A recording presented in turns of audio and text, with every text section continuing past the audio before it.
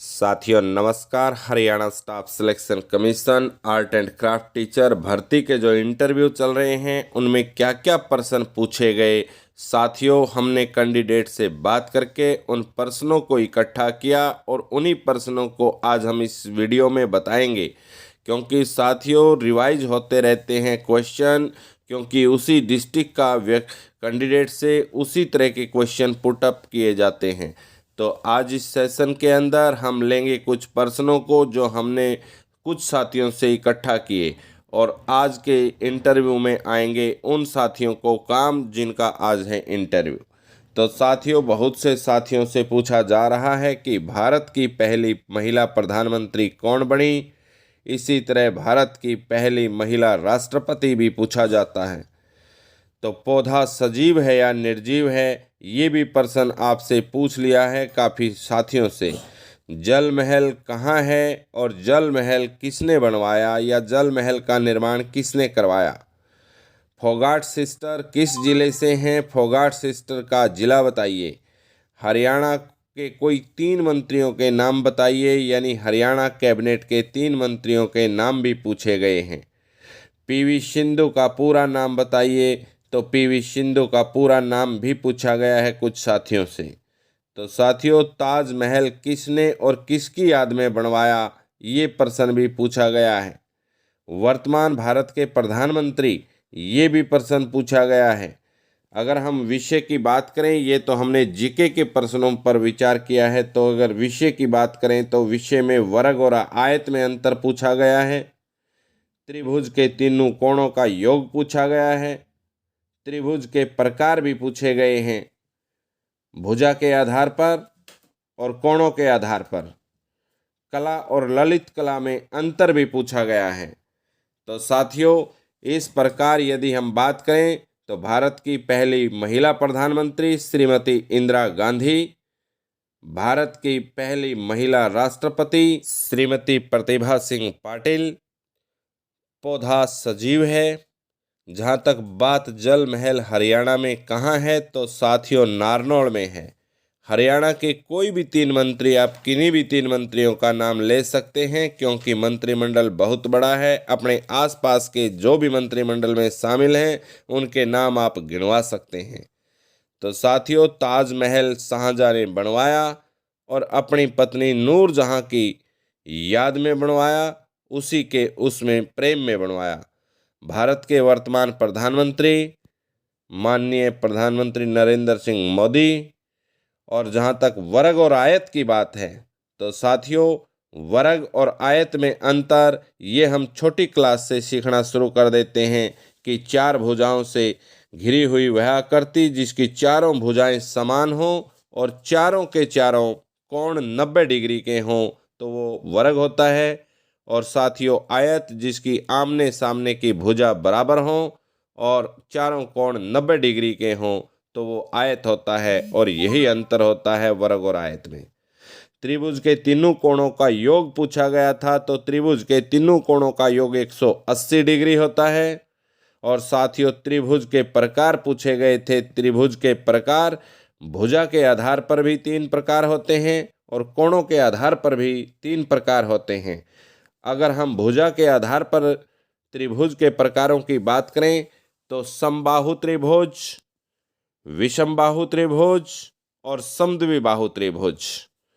समबाहु त्रिभुज वह त्रिभुज होती है जिसकी तीनों भुजाएं बराबर हों, उस त्रिभुज को हम समबाहु त्रिभुज कहते हैं। और वह त्रिभुज जिसकी 2 भुजाएं बराबर हों, उस त्रिभुज को हम समद्विबाहु त्रिभुज कहते हैं। और साथियों जिसकी तीनों भुजाएं असमान हों, उस त्रिभुज को हम विषमबाहु त्रिभुज कहते हैं। अगर हम कोणों के आधार पर त्रिभुज के प्रकारों का वर्णन करें तो कोणों के आधार पर भी त्रिभुज के 3 प्रकार होते हैं, समकोण त्रिभुज, न्यून कोण त्रिभुज और अधिक कोण त्रिभुज। साथियों अगर समकोण त्रिभुज की परिभाषा की बात करें तो वह त्रिभुज जिसमें एक कोण समकोण हो यानी 90 डिग्री का हो, उस त्रिभुज को हम समकोण त्रिभुज कहते हैं। न्यून कोण त्रिभुज वह त्रिभुज जिसमें एक कोण 90 डिग्री से कम डिग्री का कोण हो उस त्रिभुज को हम न्यून कोण त्रिभुज कहते हैं। और साथियों, अधिक कोण त्रिभुज वह त्रिभुज जिसमें एक कोण अधिक कोण हो उस त्रिभुज को हम अधिक कोण त्रिभुज कहते हैं। तो ये आज आपसे पीछे प्रश्न पूछे गए।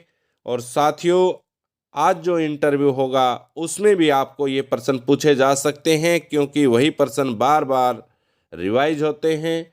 और आपको अपने डिस्ट्रिक्ट से संबंधित प्रश्न तो लाजमी पूछे जाएंगे। जिस ज़िले से आप संबंध रखते हैं तो उस ज़िले की फेमस चीज़ें, आसपास की जो मशहूर चीज़ें हैं, चाहे वो कोई शिक्षण संस्थान है, चाहे कोई मंदिर मस्जिद गुरुद्वारा है, या कोई धार्मिक स्थान किसी और प्रकार का है, तो कोई तालाब है या कोई धार्मिक गांव है, तो उनसे संबंधित प्रश्न आपसे पूछे जा सकते हैं। या कोई आपके ज़िले के अंदर फेमस व्यक्ति हुए हैं या अभी फेमस व्यक्ति हैं, कोई राजनीतिक व्यक्ति हैं, तो इस प्रकार के आपके आस पड़ोस से, आपके ज़िले से ही सामान्य जीके के प्रश्न पूछे जा सकते हैं। और साथियों, एक प्रश्न आपसे नॉर्मल पूछा जाएगा कि आप कला अध्यापक क्यों बनना चाहते हैं, क्योंकि 2 प्रश्न जीके के पूछे जाते हैं।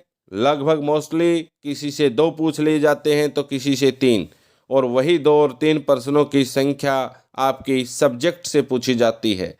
तो सब्जेक्ट के भी प्रश्न यही होते हैं, कहीं बिंदु पूछ लिया, कहीं रेखा पूछ ली, कहीं प्राथमिक रंग पूछ लिए, कहीं द्वितीयक रंग पूछ लिए, तो साथियों कहीं वर्ग और आयत पूछ लिया, तो त्रिभुज और कला और ललित कला से संबंधित प्रश्न पूछ लिए, कला और ललित कला में क्या अंतर है।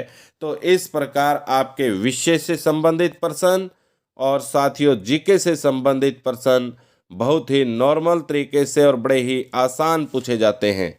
लेकिन इन प्रश्नों के पूछने का मकसद आपके ज्ञान को आंकने के साथ साथ आपका कॉन्फिडेंस लेवल और आपका हाजिर जवाबी का लेवल, और साथियों आपके अंदर आत्मविश्वास, इन चीज़ों को आंकना ही इंटरव्यू का मेन मकसद है। अगर साथियों आपको इंटरव्यू के अंदर अच्छी सफलता चाहिए तो सबसे पहले अपने आप को आत्मविश्वास में लेके जाइए। अगर आप आत्मविश्वास में जाकर के अपने इंटरव्यू में बात करेंगे तो आपका इंटरव्यू अच्छा माना जाएगा। अगर आपको प्रश्न याद भी हैं लेकिन आप आत्मविश्वास के साथ उन प्रश्नों का जवाब नहीं दे पाएंगे तो इंटरव्यू आपका इतना अच्छा नहीं जाएगा जितना आपको ज्ञान है। तो इंटरव्यू का एक ही मकसद है आपके अंदरूनी बातों को जांचना, और उन अंदरूनी बातों में जांचने में आत्मविश्वास नंबर 1 पर आता है। तो अपने आप को आत्मविश्वासित कीजिए और आत्मविश्वास के साथ इंटरव्यू दीजिए। तो बेस्ट ऑफ लक उन सभी कैंडिडेट को जो इंटरव्यू दे चुके हैं, और बेस्ट ऑफ लक उन कैंडिडेटों को जो अभी इंटरव्यू देने वाले हैं। तो आज के इस सेशन में इतना ही। जल्द अगले सेशन में अगले अपडेट के साथ मिलेंगे। तब तक के लिए नमस्कार, वंदे मातरम।